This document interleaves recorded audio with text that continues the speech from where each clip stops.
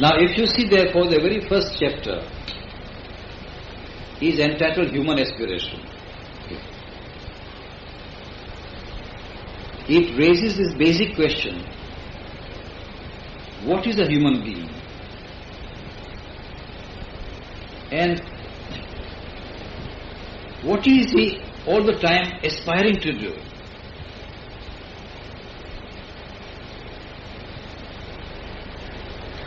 What is he doing in answer to the question, what am I here for? All human aspiration arises out of this questioning, why am I here? All human aspiration. What should I be doing? What I am doing, is it all enough? Or is there something more that I ought to be doing? And whatever answer I give to myself, is that answer really true in the light of all the knowledge of what is really true?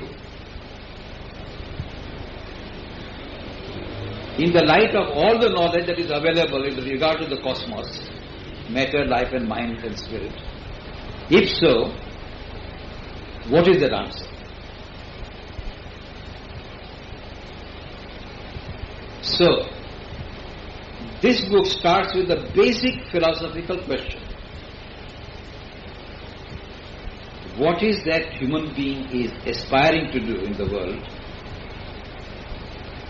and whether his aspiration is justified or not, and whether there is a possibility of fulfillment of that aspiration. Now let us come to this very first chapter in the light of all that I have said so far. Let's try to really, line by line, to go through it and swallow every word. Put really on the track. Because when I really feel what is my inner aspiration, how can I do it? The book answers to the question, how can I do it? But I feel so. Correct, you are right, absolutely. Because he has put the goal in his first chapter. Right. And then in the other chapters he's trying to explain how, slowly by slowly, human being can fulfill a divine life in every word and every act he is doing in his life. Correct. This is the sum and substance of the whole thing. You are quite right. But it is very difficult. It's very difficult because, as I told you, all the three questions are intertwined. Yeah. The ethical question, the cosmological question, and the metaphysical question. All the three are intertwined, and all the three methods are employed simultaneously. That's why the whole thing is like a huge orchestra.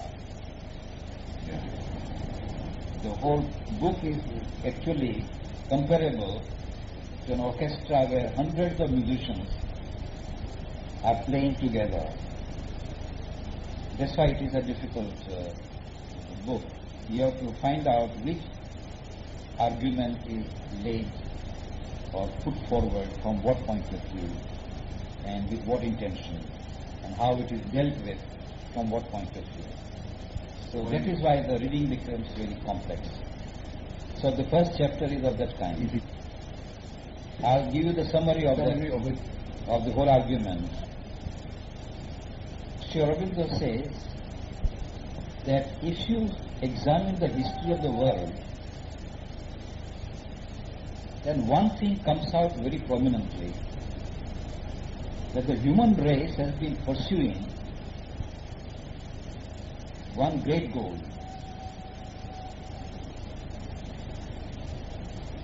The goal of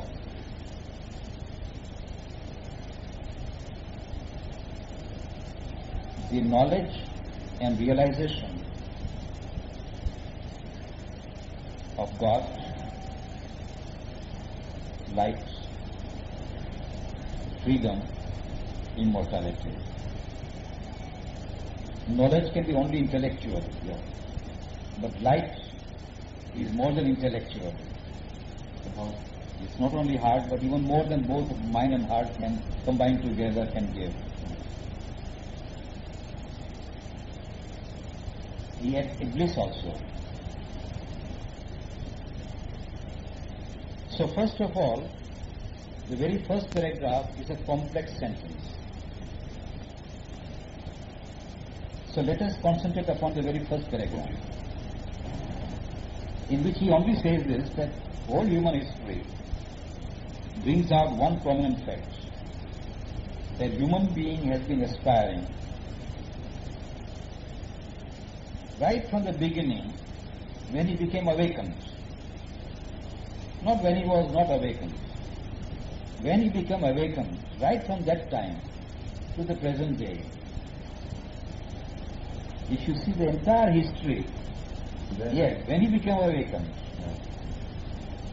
is situated at the point where one began to develop ethics and religion. So, if you examine the history of the world, then you find that right from the time that he became awakened and continuously up to the present day, there has been one constant theme, the aspiration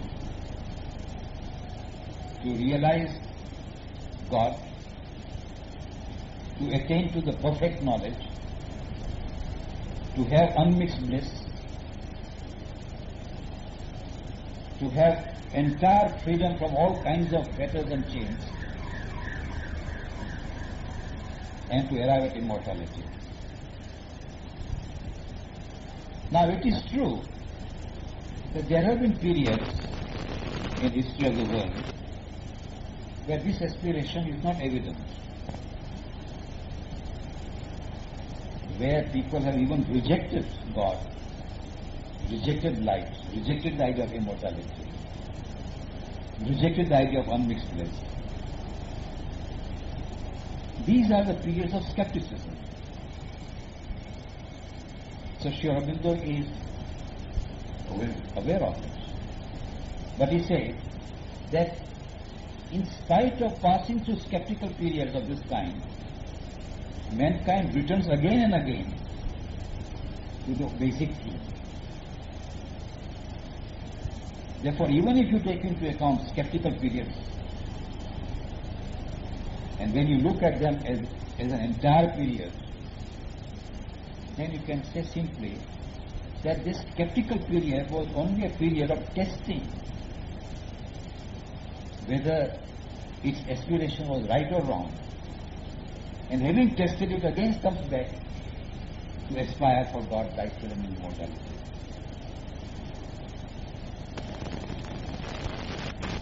This is the one statement.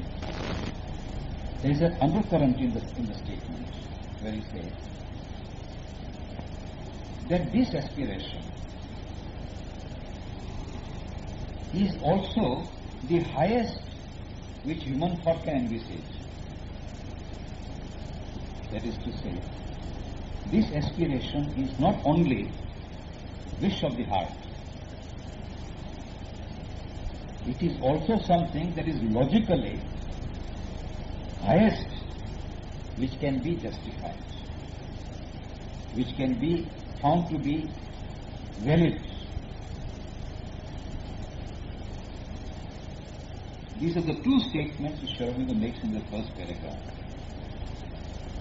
One, that throughout the history of the world, since man became awakened to the present day, he is aspiring this, and even though there have been skeptical periods, they have been overpassed and man comes back.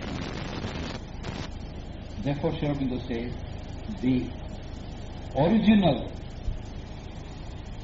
formula of wisdom also promises to be at last. The word is very important. It doesn't say is the last. You see, it promises to be the last. Because the whole book is actually to be still read before we can say is the last. When you start the argument, he says that it is true that in the beginning if you read the earliest records of wisdom, you will find this aspiration formulated very vividly. And since it has been continuously coming back again and again, even after the periods of skepticism, it means that there is a promise in this. This is one line of thought. The second is that these 4 or 5 ideals, God, light, freedom, bliss and immortality, are also the highest which his intellect can envisage. His intellect, his reasoning can envisage. So, both from the point of view of the history and also from the logical point of view of intellectual perception, this formula comes out very vividly as the most important formula of human history. What is all human history doing after all? All over the world, whatever may be the vicissitudes of human life throughout the history of the world, one single theme that comes out prominently is that man has continuously aspired for God, life, freedom, immortality. And this is also which his highest thought can envisage and can be convinced about. This is the first paragraph. This is now, the whole chapter now is the conclusion that now third one which are derived. So before deriving this conclusion, he now goes through a chain of arguments. What is the first chain in the argument? He says that these are the ideals. These ideals are contradicted by our ordinary experience.